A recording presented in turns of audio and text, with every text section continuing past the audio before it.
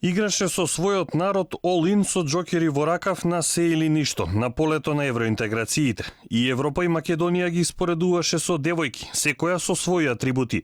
При отворањето на аферата Рекет со скандалозно тврдење посочи дека нема да дозволи да биде симната од власт за на крај кога бриселскиот ладен туш му го намали оптимизмот да порача дека мало сутра сегашната опозиција ќе се врати на власт иако не сме добиле датум за преговори. Непристојната гестикулација и изјавата на премиерот Заев вчера во Прилеп се последните во низата со кои тој изминатиот период е во центарот на вниманието. На Мицкоски ВМРО ДПМН им порача дека се лажат ако мислат дека по предвремените парламентарни избори ќе се вратат на власт. И што дека не бит на датум? Мисли дека тоа ќе го донесе на власт? Мало сутра! Играта со all-in не му се исплатеше барем за последниот самит на ЕУ. Македонија не доби датум за преговори, иако Заев беше оптимист. Ова е храбра битка. Играв со сите кецеви и џокери во ракав. Играв со мојот народ. Играв all-in. Играв на се или ништо.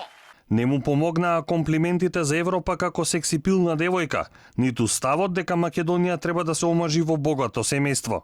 Europe need to remain more sexy lady in the world. To motivate us to continuing in this direction.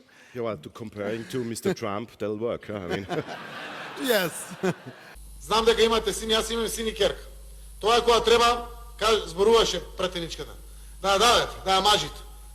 И велите, еба ќе оди во едно семејство, знаете, они се побогати, може ќе влијаат на нејзиниот идентитет. Нема да влијаат, иста ќе.